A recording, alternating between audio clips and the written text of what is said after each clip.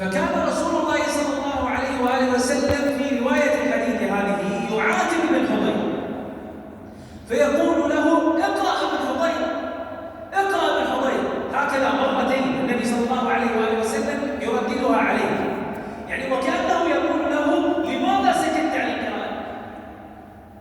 اقرأ ابن حضير، تلك الملائكة دنت لتسمع صوتك منه، ولو أكملت لأصبح الناس يرونه، لا تتوارى عنه.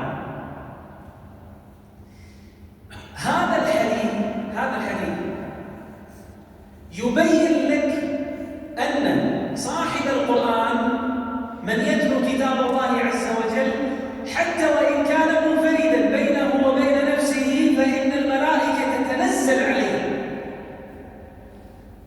من رأى الملائكة هو أسيد بن حضير، ما بعده لم يرى أحد الملائكة، وإنما حدثت لهذا الصحابي كرامة له، لكن النبي صلى الله عليه وآله وسلم أثبت ذلك الأمر في أكثر من حديث، يقول صلوات ربي وسلامه عليه: ما جلس قوم في بيت من بيوت الله يتلون كتاب الله إلا نزلت عليهم السكينة وغشيتهم الرحمة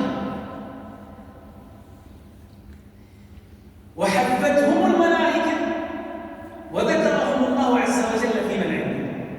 هذا الحديث معروف، كثيرا ما نسمع له أو نستمع له ونعرف هذا الحديث، ورد على آذاننا نفس هذا الحديث، لكن مرة أخرى نقرأ الحديث: ما جلس قوم في بيت من بيوت الله يتلون كتاب الله إلا نزلت عليهم السكينة. اليوم أكثر مرض يفتك بالإنسان ويجعله حزينا بعيدا عن الإنجاز هو الاكتئاب والقلق والاضطراب. وسبحان الله هذا الحل النبوي العجيب، أن الإنسان إذا قصد كتاب الله عز وجل يتلو كتابه مباشرة تأتيه العلاجات هذه، نزلت عليه السكينة.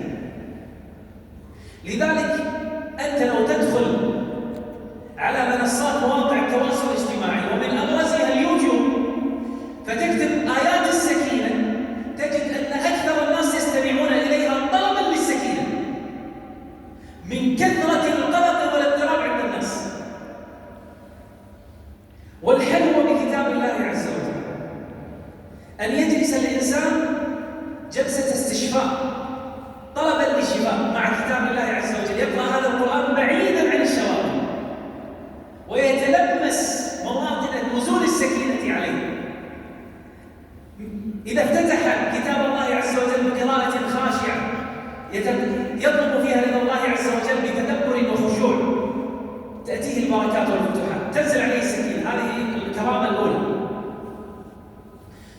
وغشيتهم الرحمة.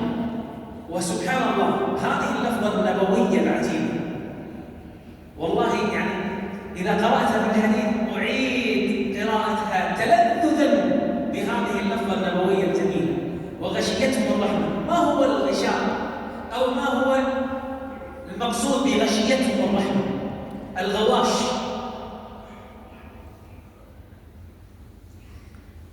هو في لغة العصر اللحاف، إذا تغشى الإنسان يتلحف. إذا أردت النوم تتلحف أنت بغطائك. بالضبط إخواني وأخواتي، بالضبط هكذا الرحمة تغشاك إذا أقبلت إلى كتاب الله عز وجل، تتلحف بالرحمة. غشيتهم الرحمة.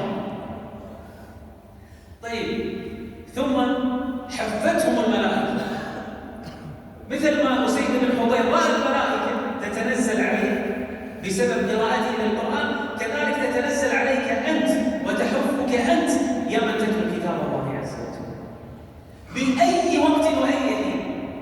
لأن النبي صلى الله عليه وآله وسلم ثبت في الحديث أنه قال: إن لله ملائكة سياحين في الأرض. ملائكة الله جل جلاله خلقهم فقط لهذا الشغل، سياحين في الأرض يتتبعون مجالس الذكر، فإذا وجدوها قالوا هلموا إلى حاجتكم، يتنادون بعض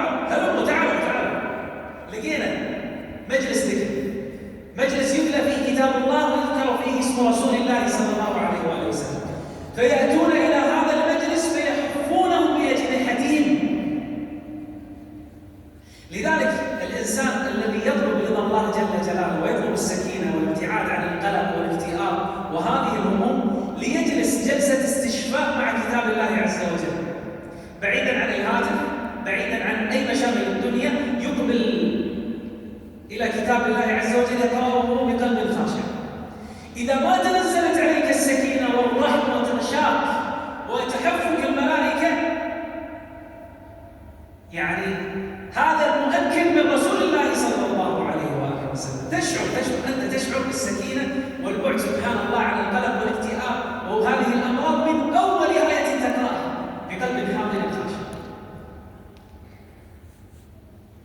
إخواني وأخواتي، نحن الآن في شهر شعبان، دخل علينا شهر شعبان، والله أعلم في هذه اليوم ندخل في شهر شعبان، ولم يبقى على شهر الرحمة والبركة والقرآن شهر رمضان إلا شهر واحد خلاص.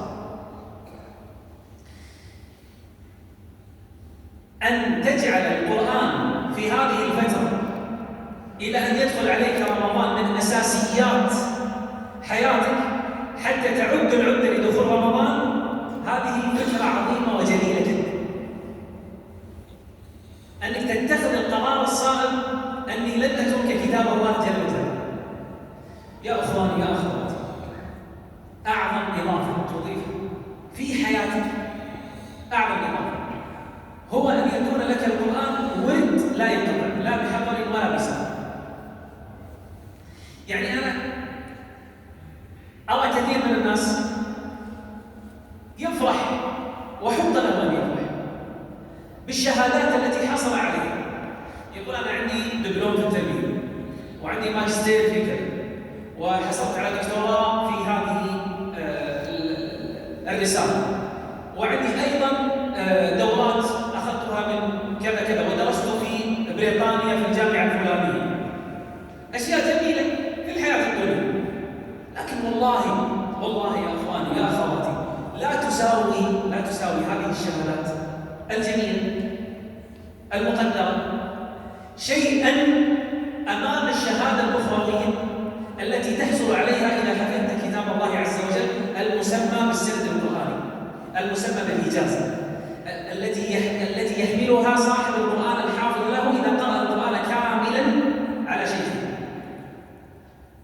يأخذ السند المتصل إلى رسول الله، إلى جبريل، إلى رب العزة. بالله عليكم أي شهادة تستطيع أن تنافس هذا الشيء المتصلة بالله؟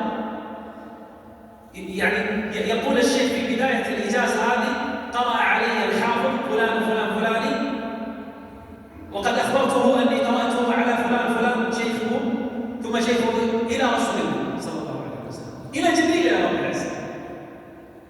أنت مرتبط اسمك بالله جل جلاله، وهذا الأمر ليس بالمعجز وليس بالصعب. رأينا أطفال يحفظون كتاب الله عز وجل من يتجاوزون 9 سنين لا يسبق حفظ لكتاب الله عز وجل. المقصود إذا كان الإنسان لا يستطيع أن يحفظ كامل القرآن ليحفظ ما تيسر منه، بأن يقابل الله جل جلاله في جوفه شيء من القرآن. يقول النبي صلى الله عليه وآله وسلم: الذي ليس في جوفه شيء من القرآن كالبيت الخرب. هذا بيت ما يدخل قلبك إذا ما كان في شيء من كتاب الله عز وجل. مش معقولة يا شباب ويا بنات أن الإنسان إذا صلى يعني ساعات سبحان الله يروحوا جمع ولا كذا يقدمونها للصلاة، يكون لابس دشداشة ولا كذا يقدمونها للصلاة، تسمع لا يحسن الفاتحة، لا يحسن قراءة الفاتحة الكتاب، لا يحسن قراءتها، وإذا قرأ شيء من جزء عنها لا يستطيع أن يعني يقرأ الآيات بقراءة حسنة.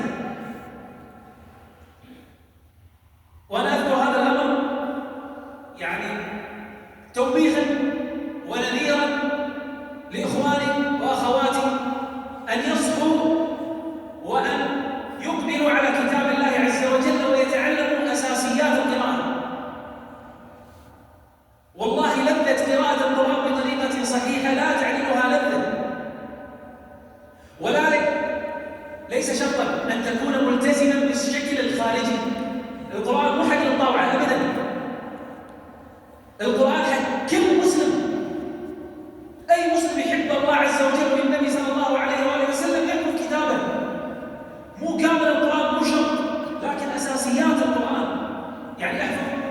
الفاتحة، البقرة،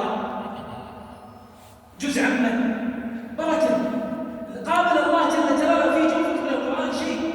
اقرأ وارتق يوم القيامة، تقدر إذا الله جل جلاله قال للحفاظ اقرأ وارتق وأنت منهم، عندك شيء من القرآن. لذلك يذهب بعض العلماء أن درجات الجنة على قدر آيات القرآن، لأن النبي صلى الله عليه وآله وسلم يقول في الحديث يقال لقارئ القرآن اقرأ وارتق. طيب إذا قرأ الإنسان من فاتحة الكتاب وانتهى بخاتمته إلى سورة الناس، إلى أين يصل؟ إلى أعلى عليه. نسأل الله جل جلاله أن يشملنا بعفوه ورحمته وإجابته. فكر فيها، أعظم إضافة تضيفها في حياتك مع ما عندك من الشهادات. أضف هذه الشهادة العظمى إليك ابتغاء مرضات الله عز وجل وما عنده من الدار الآخرة. أقول قولي هذا